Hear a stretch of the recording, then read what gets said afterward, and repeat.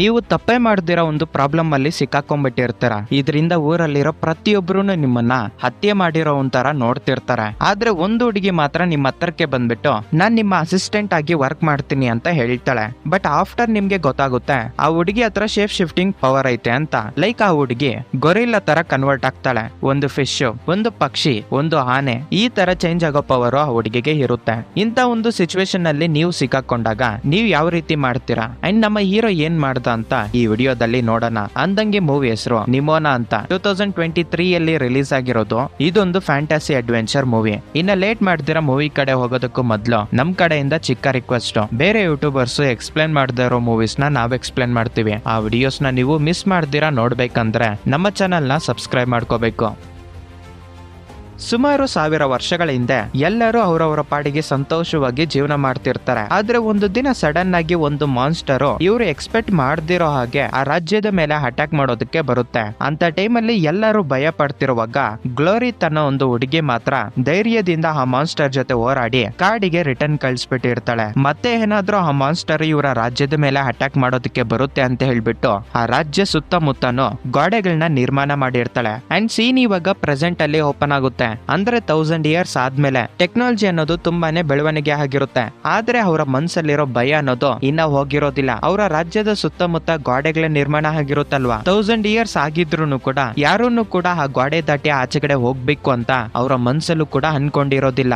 ಅದಕ್ಕೆ ರೀಸನ್ ಆ ಗೋಡೆ ದಾಟಿ ಆಚೆಗಡೆ ಹೋದ್ರೆ ಆ ಮಾನ್ಸ್ಟರ್ ನಮ್ಮನ್ನ ಸಾಯಿಸ್ಬಿಡುತ್ತೇನೋ ಅಂತ ಎಲ್ಲರೂ ಭಯ ಪಡ್ತಿರ್ತಾರೆ. ಆಕ್ಚುಲಿ ಹೇಳ್ಬೇಕಂದ್ರೆ 1000 ಇಯರ್ಸ್ ಬ್ಯಾಕ್ ಗ್ಲೋರಿತೆ ಈ ಸಾಮ್ರಾಜ್ಯವನ್ನ ಆಳ್ವಿಕೆ ಮಾಡಿರ್ತಾಳೆ. ಅವಳು ಸತ್ತೋದ್ಮೇಲೆ ಅವಳ ಮಕ್ಕಳು, ಅವರು ಸತ್ತೋದ್ಮೇಲೆ ಅವರು ಮಕ್ಕಳು ಅಂತ ಈ ರಾಜ್ಯವನ್ನ ಅವರು ವಂಶದವರು ಮಾತ್ರನೇ ಆಳ್ವಿಕೆ ಮಾಡ್ತಿರ್ತಾರೆ. ಆದ್ರೆ ಈ ಟೈಮು ಆ ಗ್ಲೋರಿತ್ ವಂಶಕ್ಕೆ ಸೇರಿದವನಲ್ದೆ ಬೇರೆ ಒಬ್ಬ ಈ ಸಾಮ್ರಾಜ್ಯವನ್ನ ಆಳ್ವಿಕೆ ಮಾಡ್ತಾನೆ ಅಂತ ಅಲ್ಲಿರೋ ಪ್ರಜೆಗಳು ನಂಬ್ತಾ ಇರ್ತಾರೆ. ಅವನೇ ನಮ್ಮ ಹೀರೋ. ಅವನ ಹೆಸರು ಬಾಲಿಸ್ಟರ್ ಅಂತ. ನಿಜ ಹೇಳ್ಬೇಕಂದ್ರೆ ಇವನ್ಗೆ ರಾಜನಾಗೋದಕ್ಕೆ ಬೇಕಾಗಿರೋ ಎಲ್ಲಾ ಅರ್ಹತೆಗಳು ಇದಾವೆ. ಒಂದೇ ಒಂದು ಬಿಟ್ಟು ಅದೇನಪ್ಪಾ ಅಂದ್ರೆ ಇವನು ಗ್ಲೋರಿತ್ ವಂಶಕ್ಕೆ ಸೇರಿದವನಲ್ಲ. ಇದರಿಂದ ರಾಜ್ಯದಲ್ಲಿರೋ ಸ್ವಲ್ಪ ಪ್ರಜೆಗಳು ಇವನ್ಗೆ ಆಪೋಸಿಟ್ ಆಗಿ ಮಾತಾಡ್ತಿರ್ತಾರೆ. ಅಂಡ್ ಇನ್ನೊಂದು ವಿಷಯ ಏನಪ್ಪಾ ಅಂದ್ರೆ ಇಫ್ ಇನ್ ಕೇಸ್ ಇವನ್ ಏನಾದ್ರೂ ರಾಜ ಆಗ್ಲಿಲ್ಲ ಅಂದ್ರೆ ಆಂಬ್ರೋಸ್ ಅನ್ನೋನು ಖಂಡಿತ ಆಗ್ತಾನೆ ಅಂತ ಅಲ್ಲಿರೋ ಪ್ರಜೆಗಳು ಮಾತಾಡ್ಕೊಂತ ಇರ್ತಾರೆ. ಅದ್ರಲ್ಲಿ ಇವನ್ಗೆ ಪ್ಲಸ್ ಪಾಯಿಂಟ್ ಏನಪ್ಪಾ ಅಂದ್ರೆ ಇವನು ಗ್ಲೋರಿತ್ ವಂಶಕ್ಕೆ ಸೇರಿದವನು. ಇಂತ ಒಂದು ಸಿಚುವೇಶನ್ ಅಲ್ಲಿ ನಾನು ರಾಜನಾಗೋದಕ್ಕೆ ಈ ಊರಿನ ಪ್ರಜೆಗಳು ನನ್ನನ್ನ ಒಪ್ಕೊಂತಾರ ಅಂತ ನಮ್ಮ ಹೀರೋ ಬಾಧೆ ಪಡ್ತಿರ್ತಾನೆ. ಸರಿಯಾಗಿ ಅದೇ ಟೈಮ್ಗೆ ಆಂಬ್ರೋಸ್ ಅಲ್ಲಿಗೆ ಬಂದು ಏನಿಲ್ಲ ಬಿಡು ಮಚ್ಚ, ಜನರು ನಿನ್ನನ್ನು ಕೂಡ ಆಯ್ಕೆ ಮಾಡ್ಕೊಂತಾರೆ ಅಂತ ಇವನ್ಗೆ ಸಪೋರ್ಟಿವ್ ಆಗಿ ಮೋಟಿವೇಟ್ ಮಾಡ್ತಿರ್ತಾನೆ. ಅಂಡ್ ಇವಾಗ ನಮ್ಗೆ ಗೊತ್ತಾಗುತ್ತೆ ಇವರಿಬ್ರು ಚಿಕ್ಕವಾಗಿಂದನು ಚಡ್ಡಿ ದೋಸ್ತುಗಳಂತ.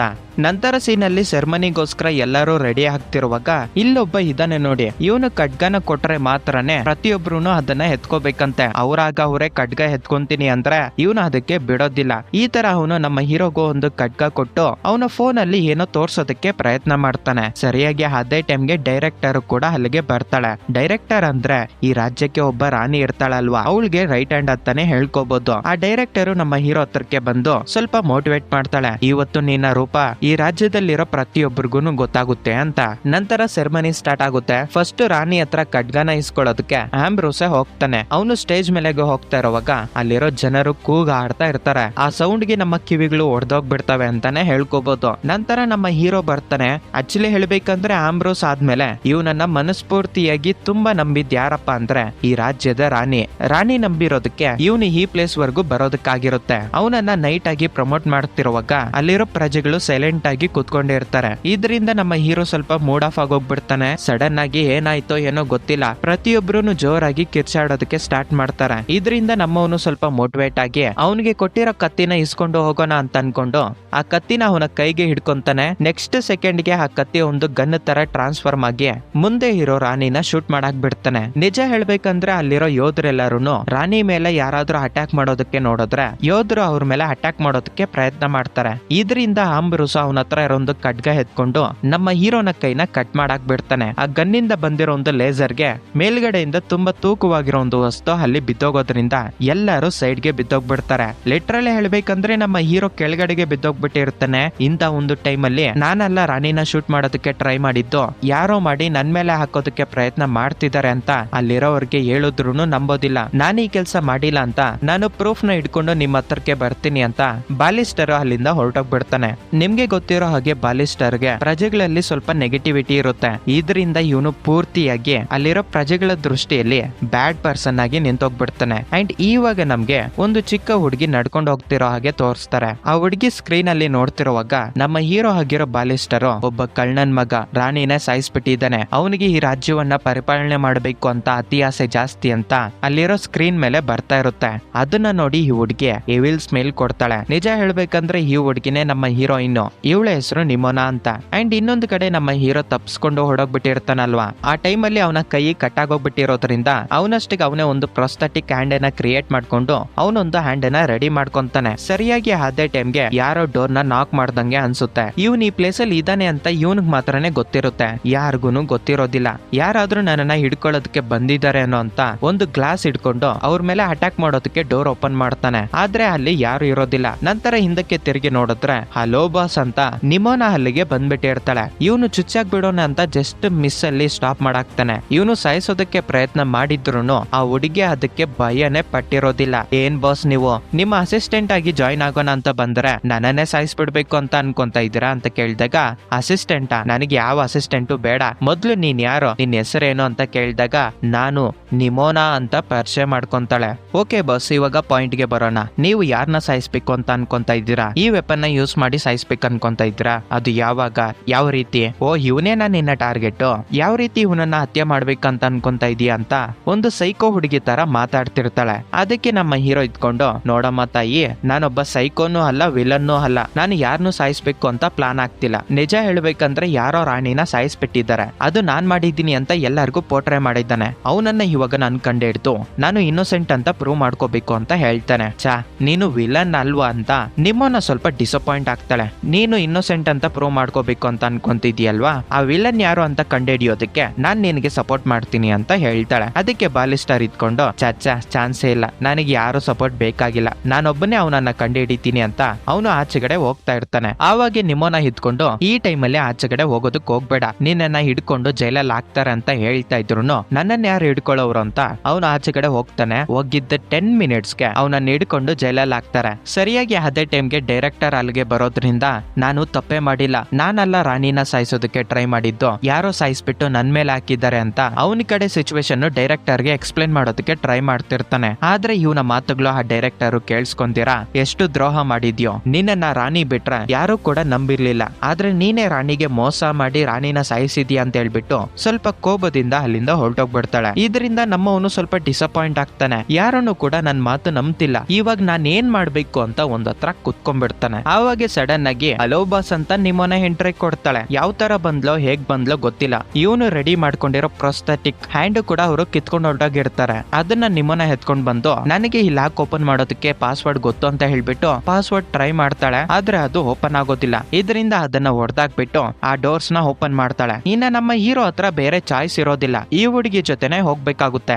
ನೋಡಮ್ಮ, ಯಾರ ಕಣ್ಣಿಗೂ ಕಾಣಿಸ್ಕೊಂತೀರಾ, ನಿಧಾನವಾಗಿ ಈ ಪ್ಲೇಸ್ ಇಂದ ಹೋಗೋಣ, ಇಫ್ ಇನ್ ಕೇಸ್ ಯಾರಾದ್ರೂ ಕಾಣಿಸ್ಕೊಂಡ್ರೆ ಅಂತಾನೆ. ಅದಕ್ಕೆ ನಿಮ್ಮನ್ನ ಎತ್ಕೊಂಡು ಅವ್ರನ್ನ ಸಾಯಿಸಾಕ್ ಬಿಡೋಣ ಅಂತ ತುಂಬಾ ಎಕ್ಸೈಟ್ಮೆಂಟ್ ಇಂದ ಕೇಳ್ತಾಳೆ. ನಾವ್ ಯಾರನ್ನು ಸಾಯಿಸೋದಕ್ಕೆ ಹೋಗ್ತಿಲ್ಲ, ಇಫ್ ಇನ್ ಕೇಸ್ ಯಾರಾದ್ರೂ ಅಡ್ಡಿ ಬಂದ್ರೆ ಅವರ ಕಣ್ಣಿಗೆ ಕಾಣಿಸ್ಕೊಂಡಿರೋ ಹಾಗೆ ಒಂದತ್ರ ಬಚ್ಚಿಕೊಂಡು ಅವ್ರು ಹೋದ್ಮೇಲೆ ಮತ್ತೆ ನಾವು ಹೋಗ್ಬೇಕಾಗುತ್ತೆ ಅಂತ ಇವನು ನಿಧಾನವಾಗಿ ಒಂದು ಚೂರುನು ಕೂಡ ಸೌಂಡ್ ಮಾಡ್ತಿರೋ ಹೋಗ್ತಿರ್ತಾನೆ. ಲಿಟ್ರಲಿ ಇನ್ನೊಂದು ಕಡೆ ಇದಕ್ಕೆ ಆಪೋಸಿಟ್ ಆಗಿ ನಿಮೋನ ಹೋಗ್ತಿರ್ತಾಳೆ. ಎಲ್ಲ ಬೀಳ್ಸ್ಕೊಂಡು ಎಲ್ಲವನ್ನು ಸರ್ವನಾಶ ಮಾಡ್ಕೊಂಡು ಹೋಗ್ತಾ ಇದ್ರೆ ಅಲಾರಮ್ಸ್ ಎಲ್ಲ ಆನ್ ಆಗೋಗ್ಬಿಟ್ಟು ಅಲ್ಲಿರೋ ಸೈನಿಕರು ಇವ್ರ ಮೇಲೆ ಅಟ್ಯಾಕ್ ಮಾಡೋದಕ್ಕೆ ಬರ್ತಾರೆ. ಅದಕ್ಕೆ ನಿಮ್ಮನ್ನ ಪಕ್ಕದಲ್ಲಿರೋ ಒಂದು ವೆಪನ್ ಎತ್ಕೊಂಡು, ನಾನು ಇದೇ ಸಿಚುವೇಶನ್ಗೋಸ್ಕರ ವೈಟ್ ಮಾಡ್ತಾ ಇದ್ದೀನಿ, ಬಂದ್ರು ನೋಡ್ಕೊಂಡ್ಬಿಡೋಣ ಅಂತ ಫೈಟಿಂಗ್ ಮಾಡೋದಕ್ಕೆ ರೆಡಿ ಆಗಿರ್ತಾಳೆ. ಆದ್ರೆ ಇನ್ನೊಂದು ಕಡೆ ನಮ್ಮ ಹೀರೋ ಅವನ್ ಅನ್ಕೊಂಡಿದ್ರು ಅವನು ಸೈನಿಕರನ್ನ ಹೊಡಿಬಹುದಾಗಿತ್ತು, ಬಟ್ ಇದೆಲ್ಲ ಸಿಚುವೇಶನ್ ಅಂತ ಅವನು ಆ ಪ್ಲೇಸ್ ಇಂದ ಹೊರಟೋಗ್ಬಿಡ್ತಾ ಇದ್ರೆ ಅವನ್ನ ಫಾಲೋ ಮಾಡ್ಕೊಂಡು ಹೋಗ್ತಾಳೆ. ಅಂಡ್ ಹಾಗೂ ಹೀಗೂ ಒದ್ದಾಡಿ ಅಮೃತಸರಕ್ಕೆ ಬರ್ತಾನೆ. ನಿಜ ಹೇಳ್ಬೇಕಂದ್ರೆ ನಮ್ಮವನ್ ಫ್ರೆಂಡ್ ಅಲ್ವಾ, ಅವನು ಫ್ರೆಂಡ್ ಆದ್ರೂನು ಒಬ್ಬ ಹತ್ಯೆ ಮಾಡಿರೋ ಒಂಥರ ನೋಡ್ತಿರ್ತಾನೆ. ಸರಿಯಾಗಿ ಅದೇ ಟೈಮ್ಗೆ ಸೈನಿಕರು ಅಲ್ಲಿಗೆ ಬರೋದ್ರಿಂದ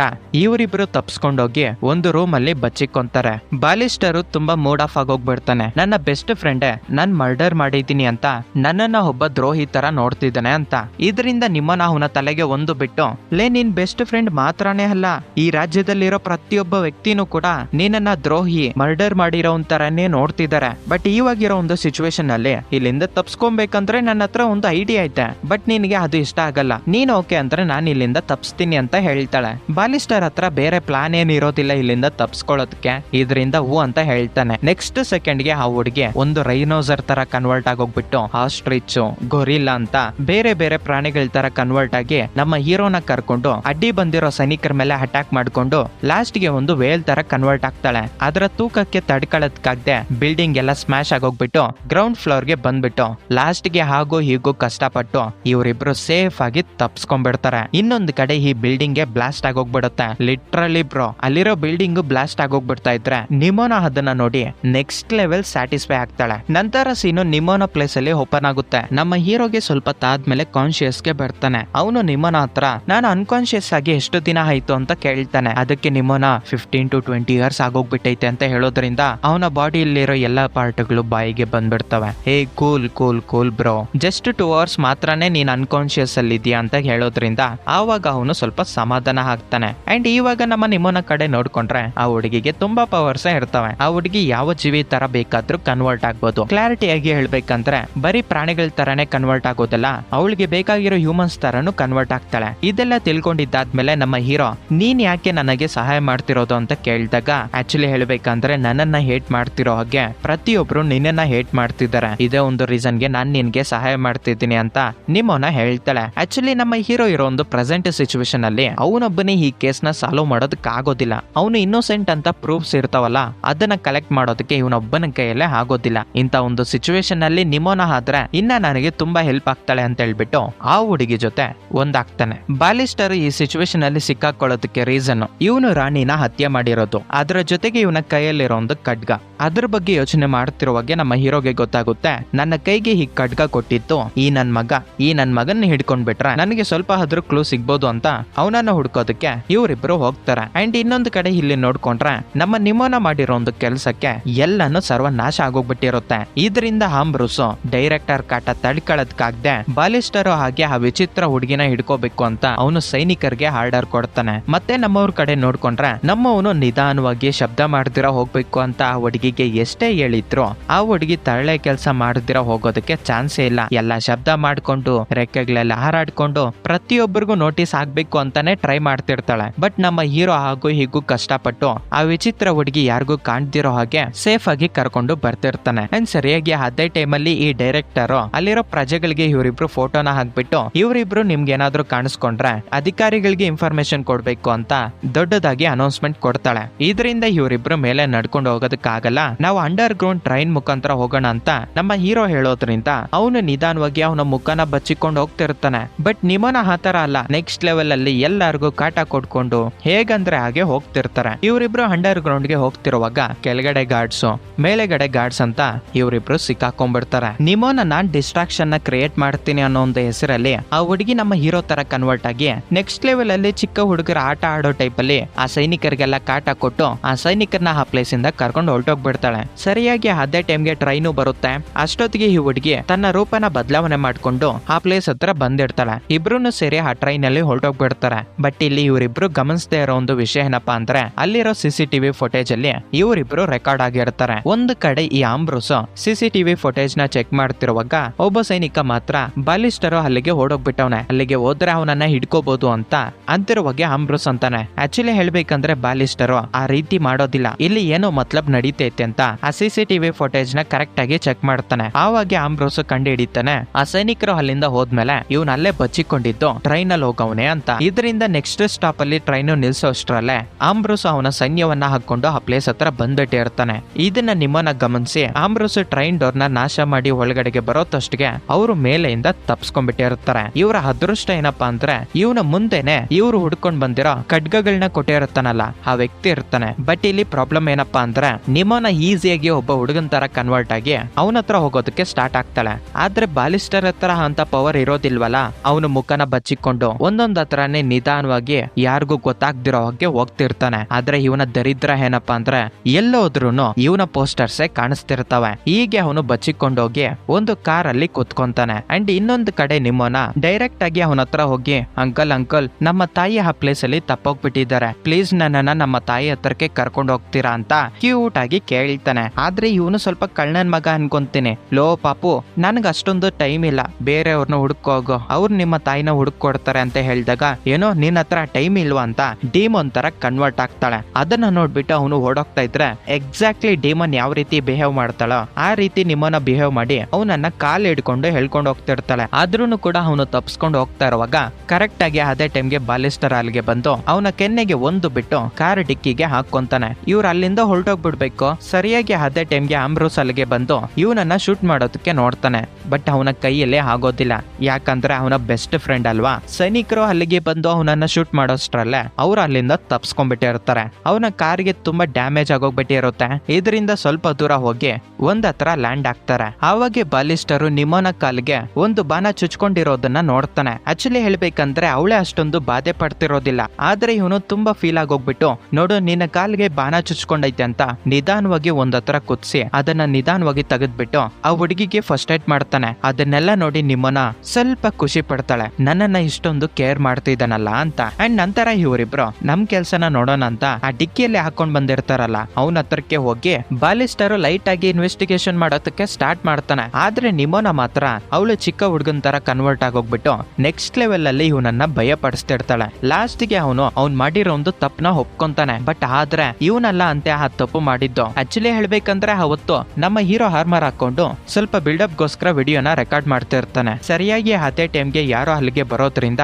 ಅವನು ಶಿಸ್ತಾಗಿ ಹೋಗಿ ಹಾರ್ಮರ್ ಇರೋ ಪ್ಲೇಸ್ ಅಲ್ಲಿ ನಿಂತ್ಕೊಂಡ್ಬಿಟ್ಟಿರ್ತಾನೆ. ಆವಾಗ ಡೈರೆಕ್ಟರ್ ಅಲ್ಲಿಗೆ ಬಂದು ನಮ್ಮ ಹೀರೋ ಖಡ್ಗಕ್ಕೆ ಬದಲಾಗಿ ಸೇಮ್ ಅಂತದೇ ಖಡ್ಗನ ಆ ಪ್ಲೇಸ್ ಅಲ್ಲಿ ಇಟ್ಟಿರ್ತಾಳೆ. ನಿಜ ಹೇಳ್ಬೇಕಂದ್ರೆ ಈ ವಿಷಯನ ಇವನು ನಮ್ಮ ಹೀರೋಗೆ ಮೊದ್ಲೇ ಹೇಳ್ಬೇಕು ಅಂತ ಪ್ರಯತ್ನ ಮಾಡಿರ್ತಾನೆ. ಅಷ್ಟೊತ್ತಿಗೆ ಡೈರೆಕ್ಟರ್ ಬರೋತಷ್ಟಿಗೆ ಅವನೇನು ಮಾಡ್ತೀರಾ ಅಲ್ಲಿಂದ ಹೊರಟೋಗ್ಬಿಟ್ಟೆ ಇರ್ತಾನೆ. ಅಂಡ್ ಇವಾಗ ನಮ್ಗೆ ಗೊತ್ತಾಗುತ್ತೆ ಮಹಾರಾಣಿನ ಸಾಯಿಸೋದಕ್ಕೆ ಪ್ರಯತ್ನ ಮಾಡ್ಸಿರೋದು ಬೇರೆ ಯಾರು ಅಲ್ಲ ಡೈರೆಕ್ಟರ್ ಅಂತ.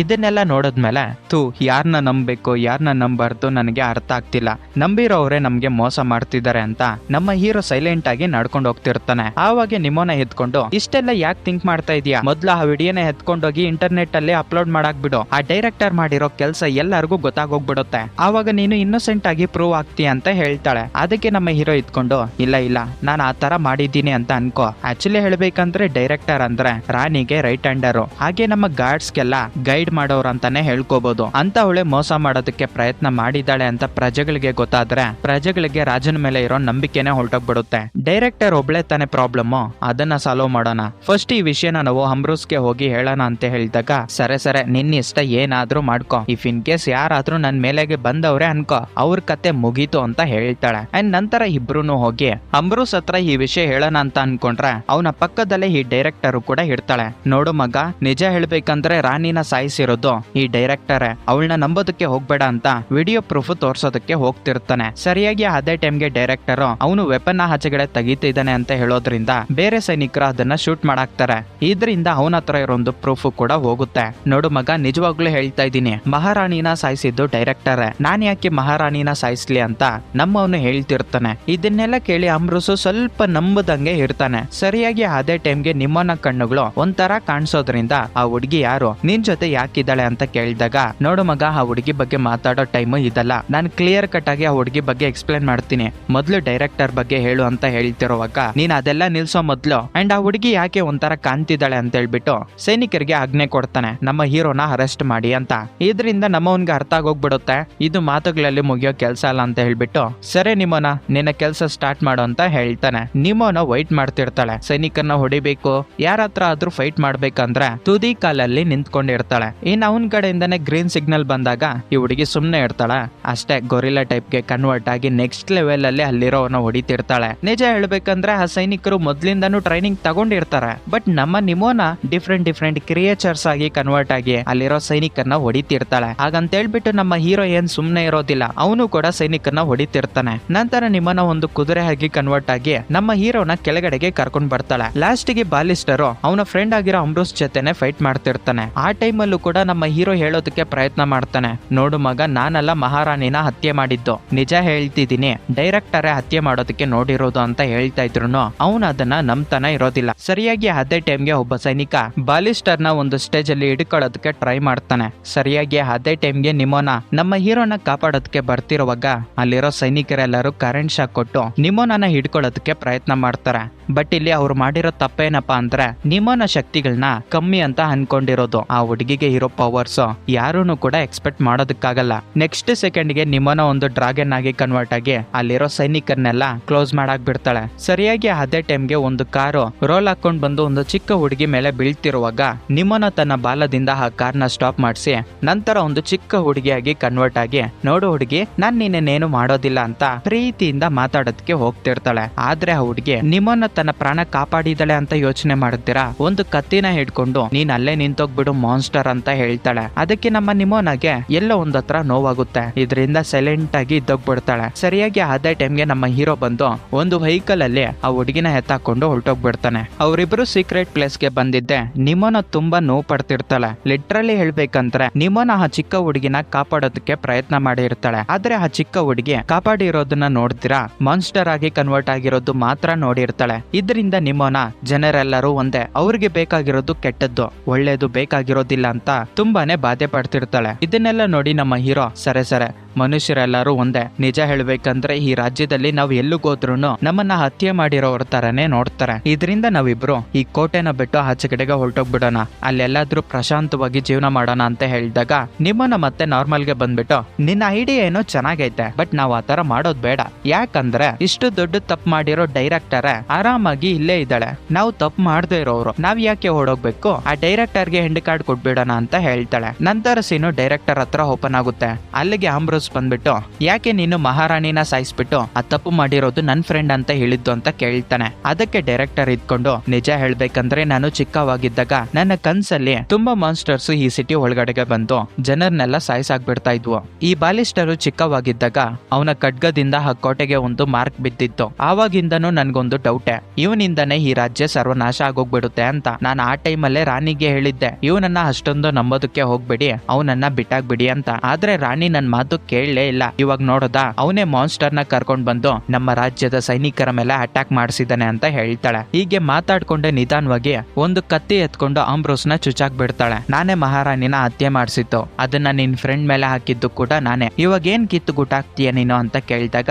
ಸರಿಯಾಗಿ ಅದೇ ಟೈಮ್ಗೆ ನಮ್ಮ ಹೀರೋ ಇಷ್ಟರವರೆಗೂ ಡೈರೆಕ್ಟರ್ ಏನೇನ್ ಮಾತಾಡಿರ್ತಾಳೋ ಅದನ್ನೆಲ್ಲ ವಿಡಿಯೋ ರೆಕಾರ್ಡ್ ಮಾಡ್ಕೊಂಡಿರ್ತಾನೆ. ಇಲ್ಲಿ ಟ್ವಿಸ್ಟ್ ಏನಪ್ಪಾ ಅಂದ್ರೆ ಡೈರೆಕ್ಟರ್ ನಮ್ಮ ಹೀರೋ ಫ್ರೆಂಡ್ ಗೆ ಚುಚ್ಚು ಬಿಟ್ಟು ಇರ್ತಾಳಲ್ವಾ. ನಿಜ ಹೇಳ್ಬೇಕಂದ್ರೆ ಅವನು ನಮ್ಮ ನಿಮೋನ ಅವನ ರೂಪದಲ್ಲಿ ಬಂದು ಇದೆಲ್ಲ ಮಾಡಿರ್ತಾಳೆ ಅಂತ ಗೊತ್ತಾಗುತ್ತೆ. ಇನ್ನೇನ್ ಬಾಸ್, ನಮ್ಗೆ ಬೇಕಾಗಿರೋ ಎಲ್ಲಾ ವಿಡಿಯೋ ರೆಕಾರ್ಡ್ಸ್ ಸಿಕ್ಕಿದಾವೆ, ಇವಳ ಕತೆ ನಮ್ಗೆ ಯಾಕೆ, ನಾವ್ ಹೋಗೋಣ ನಡಿ ಅಂತ ಇಬ್ರುನ ಹಾರಾಡ್ಕೊಂಡು ಹೊರಟೋಗ್ಬಿಡ್ತಾರೆ. ಬಟ್ ಈ ಟೈಮ್ ಇವರಿಬ್ರು ಸೇರ್ಕೊಂಡು ಆ ವಿಡಿಯೋನ ಇಂಟರ್ನೆಟ್ ಅಲ್ಲಿ ಪೋಸ್ಟ್ ಮಾಡ್ತಾರೆ. ಜಸ್ಟ್ ಸೆಕೆಂಡ್ ಗಳಲ್ಲೇ ಥೌಸಂಡ್ಸ್, ಲ್ಯಾಕ್ಸ್, ಮಿಲಿಯನ್ಸ್ ಅಂತ ಆ ವಿಡಿಯೋ ವೈರಲ್ ಆಗೋಗ್ಬಿಡುತ್ತೆ. ಆ ವಿಡಿಯೋ ವೈರಲ್ ಆಗಿರೋದಕ್ಕೆ ಇವರಿಬ್ರು ನೆಕ್ಸ್ಟ್ ಲೆವೆಲ್ ಅಲ್ಲಿ ಎಂಜಾಯ್ಮೆಂಟ್ ಮಾಡ್ತಿರ್ತಾರೆ. ಅಂಡ್ ಸರಿಯಾಗಿ ಅದೇ ಟೈಮ್ ಅಲ್ಲೇ ಈ ವಿಡಿಯೋ ವೈರಲ್ ಆಗಿ ಅಂಬ್ರೂಸ್ ಆ ವಿಡಿಯೋನ ನೋಡ್ತಾನೆ.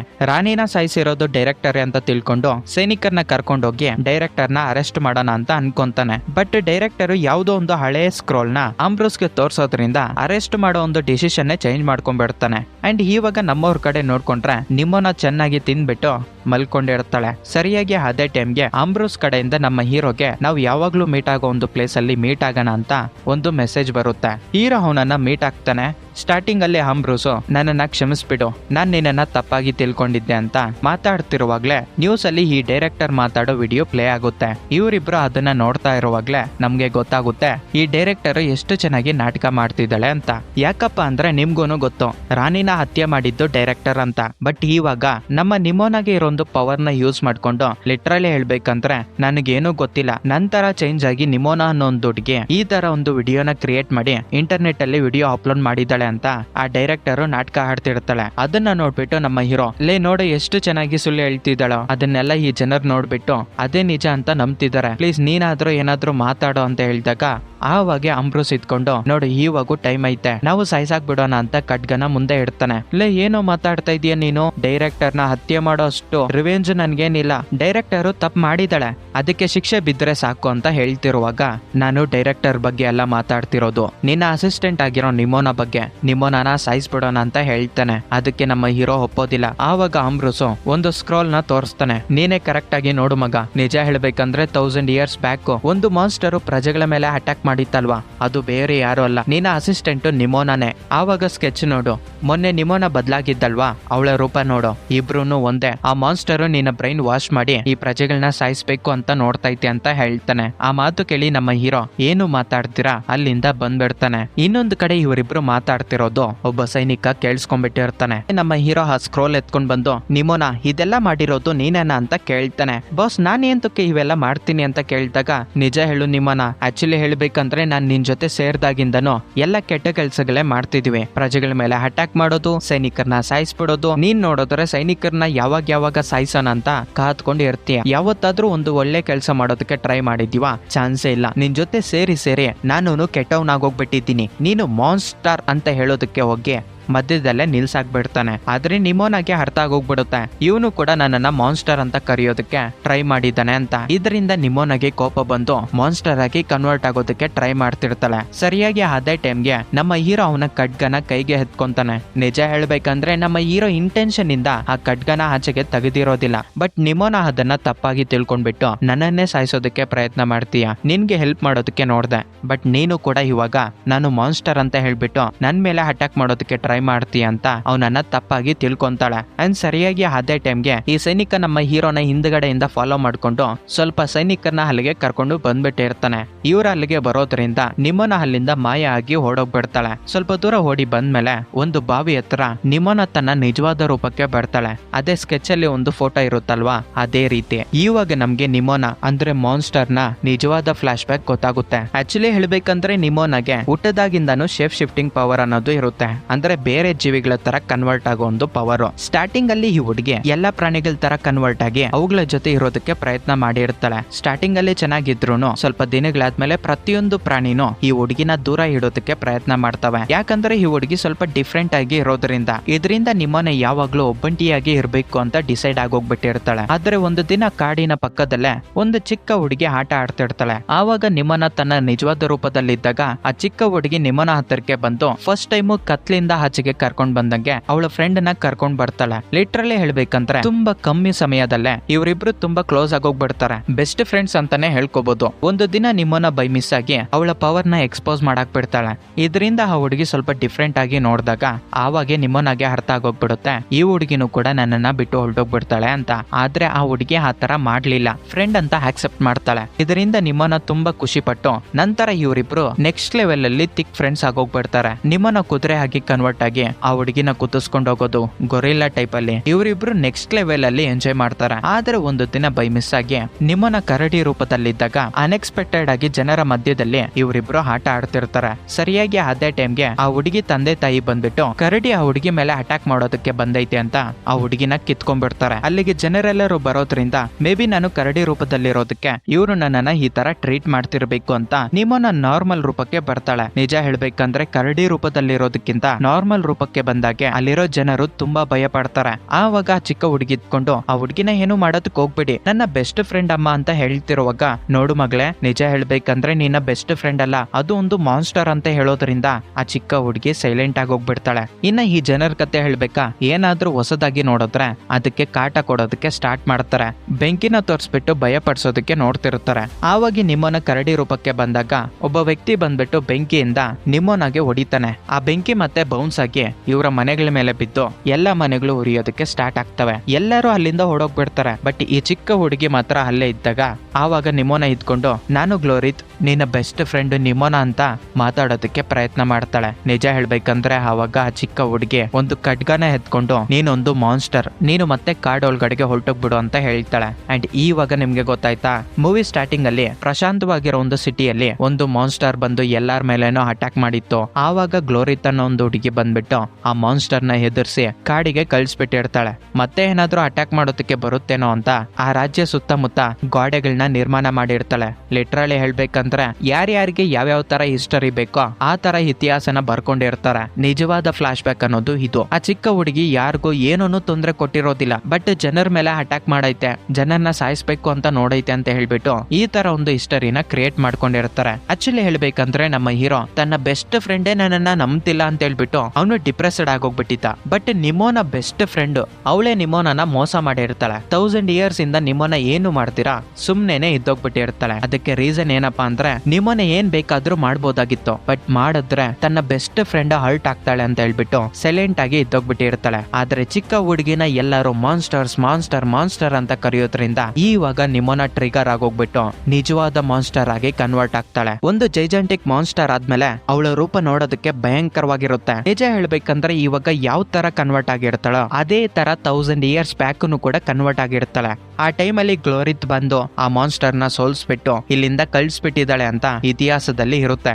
ಆದ್ರೆ ನಿಜ ಏನಪ್ಪಾ ಅಂದ್ರೆ ಆ ಟೈಮಲ್ಲಿ ಯಾರನ್ನು ಕೂಡ ಈ ಮಾನ್ಸ್ಟರ್ ನ ಎದುರಿಸೋದಕ್ಕೆ ಅವ್ರಿಗೆ ಗಡ್ಸನು ಕೂಡ ಇರೋದಿಲ್ಲ. ಸ್ವಲ್ಪ ತಾದ್ಮೇಲೆ ಅವಳೇ ಸ್ವಲ್ಪ ಕಂಟ್ರೋಲ್ಗೆ ಬಂದು ನಾನು ಇಷ್ಟೆಲ್ಲ ನಾಶ ಮಾಡಿದ್ದೀನ ಅಂತ ಅವಳೇ ಅಲ್ಲಿಂದ ಹೊರಟೋಗ್ಬಿಟ್ಟಿರ್ತಾಳೆ. ಬಟ್ ಇತಿಹಾಸ ಗ್ಲೋರಿತ್ತೇ ಮಾಡಿದ್ದಾಳೆ ಅಂತ ಅವ್ರಿಗೆ ಬೇಕಾಗಿರೋ ಒಂದು ಹಿಸ್ಟರಿನ ಬರ್ಕೊಂಡಿರ್ತಾಳೆ. ಇವಾಗನು ಕೂಡ ಈ ಮಾನ್ಸ್ಟರ್ ಆ ಸಿಟಿ ಒಳಗಡೆಗೆ ಬರ್ತಾ ಇರುತ್ತೆ. ಆವಾಗ ಅಲ್ಲಿರೋ ಸೈನಿಕರು ಅವ್ರ ಹತ್ರ ಇರೋ ಹೈಟೆಕ್ ವೆಪನ್ಸ್ ಇಂದ ಆ ಮಾನ್ಸ್ಟರ್ ಮೇಲೆ ಅಟ್ಯಾಕ್ ಮಾಡೋದಕ್ಕೆ ನೋಡ್ತಾರೆ. ಬಟ್ ಆ ಮಾನ್ಸ್ಟರ್ ಗೆ ಏನು ಕೂಡ ಆಗೋದಿಲ್ಲ. ಒಂದತ್ರ ಮಾತ್ರ ತುಂಬಾ ಅಟ್ಯಾಕ್ ಮಾಡೋದ್ರಿಂದ ಕೆಳಗಡೆಗೆ ಬಿದ್ದೋಗ್ಬಿಡುತ್ತೆ ಆ ಮಾನ್ಸ್ಟರ್. ಆವಾಗ ಈ ಜನರು ಏನ್ ಅನ್ಕೊಂಡ್ರೋ ಏನೋ ಗೊತ್ತಿಲ್ಲ, ಪಕ್ಕದಲ್ಲಿರೋ ವಸ್ತುಗಳು ಚಪ್ಪಲಿಗಳು ಎತ್ಕೊಂಡು ಆ ಮಾನ್ಸ್ಟರ್ ಮೇಲೆ ಹಾಕ್ತಿರ್ತಾರೆ. ಇದರಿಂದ ನಮ್ಮ ನಿಮೋನಗೆ ತುಂಬಾ ನೋವು ಅನ್ಸ್ಬಿಟ್ಟು ಅಲ್ಲಿಂದ ನಿಧಾನವಾಗಿ ಹೆಜ್ಜೆ ಹಾಕೊಂಡು ಸಿಟಿ ಒಳಗಡೆ ಎಂಟರ್ ಆಗ್ತಿರ್ತಾಳೆ. ಆವಾಗ ನಮ್ಗೆ ನಿಜ ಗೊತ್ತಾಗುತ್ತೆ. 1000 ಇಯರ್ಸ್ ಇಂದ ಈ ಮನುಷ್ಯರ ಕಡೆ ನೋಡಿ ನೋಡಿ ನಿಮೋನಗೆ ಏನ್ ಅರ್ಥ ಆಗಿರುತ್ತೆ ಗೊತ್ತಾ?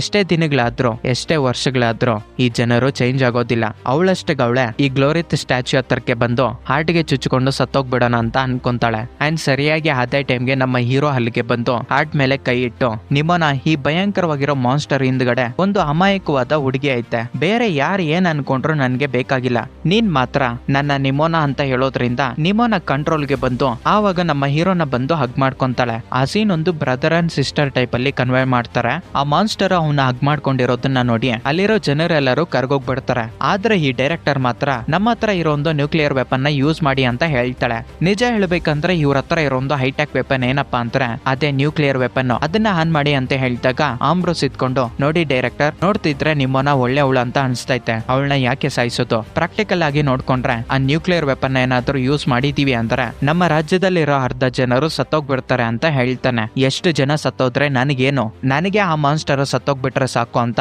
ಅಲ್ಲಿರೋ ಸೈನಿಕರ ಮೇಲೆ ಅಟ್ಯಾಕ್ ಮಾಡಿ ಆ ನ್ಯೂಕ್ಲಿಯರ್ ವೆಪನ್ ನ ಆನ್ ಮಾಡ್ತಾಳೆ. ಇದನ್ನ ನೋಡಿ ನಿಮ್ಮನ್ನ ಅರ್ಥ ಮಾಡ್ಕೊಂಡು ಬಾಸ್ ನನಗೆ ಒಂದು ಕೆಲಸ ಬಿತ್ತು, ಬರ್ತೀನಿ ಇರು ಅಂತ ಒಂದು ಫೀನಿಕ್ಸ್ ಪಕ್ಷಿ ತರ ಕನ್ವರ್ಟ್ ಆಗಿ ಆ ಬಾಂಬ್ಗೆ ಹೋಗಿ ಗುದ್ಕೊಂತಾಳೆ. ಇದರಿಂದ ನಿಮೋನನು ಬ್ಲಾಸ್ಟ್ ಆಗೋಗ್ಬಿಡ್ತಾಳೆ. ನಮ್ಮ ಹೀರೋ ಅಲ್ಲಿಗೆ ಓಡಿ ಬರ್ತಾನೆ. ಬಟ್ ಅಷ್ಟೊತ್ತಿಗೆ ನಿಮೋನ ಬ್ಲಾಸ್ಟ್ ಆಗಿರೋದ್ರಿಂದ ಅವಳ ಪಾರ್ಟಿಕಲ್ಸ್ ಕೆಳಗಡೆಗೆ ಬೀಳ್ತಾ ಇದ್ರೆ ಅದನ್ನ ಹಿಡ್ಕೊಂಡು ತುಂಬಾ ಬಾಧೆ ಪಡ್ತಾನೆ. ಆದ್ರೆ ನಿಮೋನ ಸತ್ತೋಗೋದಕ್ಕೂ ಮೊದ್ಲು ಆ ರಾಜ್ಯದ ಸುತ್ತಮುತ್ತ ಒಂದು ಗೋಡೆ ಇರುತ್ತಲ್ವಾ, ಅದನ್ನ ಹೊಡೆದಾಕ್ಬಿಟ್ಟಿರ್ತಾಳೆ. ಅಲ್ಲಿರೋ ಪ್ರಜೆಗಳು ಫಸ್ಟ್ ಟೈಮ್ ಆ ಗೋಡೆ ಹಿಂದ್ಗಡೆ ಇರೋ ತುಂಬಾ ಸುಂದರವಾಗಿರೋ ಒಂದು ಪ್ರಕೃತಿನ ನೋಡಿ ರಿಯಲೈಸ್ ಆಗ್ತಾರೆ. ದೊಡ್ಡವ್ರು ಹೇಳಿರೋ ಒಂದು ಹಿಸ್ಟರಿಯಿಂದ ಇಷ್ಟೊಂದು ಸುಂದರವಾಗಿರೋ ಒಂದು ಪ್ಲೇಸ್ ನ ನಾವು ನೋಡ್ತೀರಾ, ಇಷ್ಟು ವರ್ಷಗಳು ಸುಮ್ನೆ ಇದ್ವಾ ಅಂತ.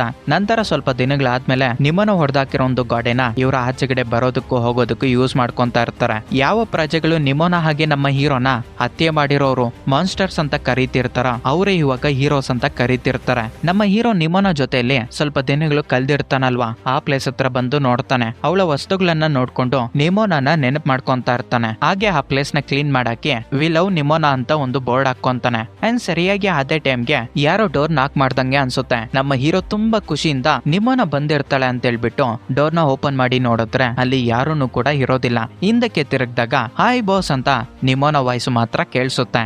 ಎಸ್, ನೀವ್ ಅನ್ಕೊಂಡಿದ್ದು ನಿಜಾನೆ, ನಿಮ್ಮನ್ನ ಮತ್ತೆ ರಿಟರ್ನ್ ಬಂದಿರ್ತಾಳೆ. ಆಕ್ಚುಲಿ ಹೇಳ್ಬೇಕಂದ್ರೆ ಮನುಷ್ಯರು ಮಾಡಿರೋ ಒಂದು ಮೋಸದಿಂದಾನೆ ನಿಮ್ಮನ್ನ ಇಷ್ಟು ವರ್ಷಗಳು ಬದುಕಿದ್ಲು.